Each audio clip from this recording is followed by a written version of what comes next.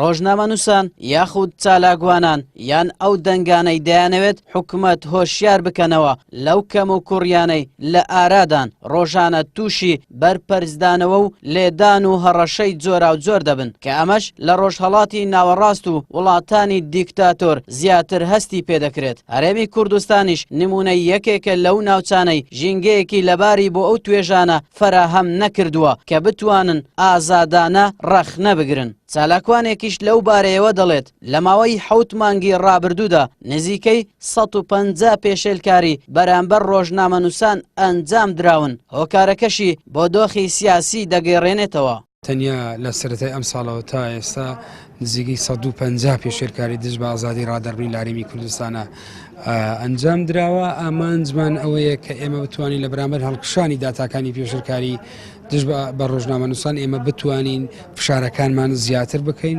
هۆکارەکەی بریتیە لە بەردەوامی قەیرانی سیاسی، بەکەوتنی پەرلەمان، خراپی پەیوەندی لایەنە سیاسیەکان و لە ڕاستیە پێویستە کۆمەلگا بە شێوەیەکی گشتی دام و دەستگاکانی ڕاگەیاندن و کۆمەلگای مەدەنی بێکەوە زیاتر کار بکەن. جۆرێک لە یەکێش لە هۆکارەمەیە کە ڕێکخراوەکانی کۆمەلگای مەدەنی و دام و دەستگاکانی ئەعلامیش نەیانتوانی و بێکەوە کاری هاوبەش بکەن بۆ سەپۆرتی ئازادی ڕادەربڕین. چالاکوانێکی ڕێکخراوی پەیامنێرانی بێسنوور کە ڕێکخراوێکی نێودەوڵەتیە و بارەگاکەی لە پاریسە دەڵێت کۆمەڵێک داتایان لەبەردەستدایە و ساڵانە لە سەرتانسەری جیهان بە شێوەی بەیاننامە بڵاوی دەکەنەوە. بە شێوەیەکی زۆر کەم دەسەڵاتدارانی حکوومەتی هەرێمی کوردستان لە پەیوەست بە مەسەلەی ڕۆژنامەنووسان پشتیان بە یاسای ڕۆژنامەگەری بەستووە بە پێچەوانەوە پێشێلکاریی زۆر بەرامبەر ڕۆژنامەنووسان کراوە و ئێمە ئەوانە لە چوارچێوە بەیاننامە بڵاو دەکەینەوە لە چوارچێوەی ئەوەش ساڵانە ئیندێکسمان هەیە ڕاپۆرتەشی بڵاو دەکەینەوە لە سەرتاسەری جیهان هەموو ئەو پێشێلکاریان کە بەرامبەر بە ڕۆژنامەنووسان کرا لە شوێنی جیازیەکانی جیهان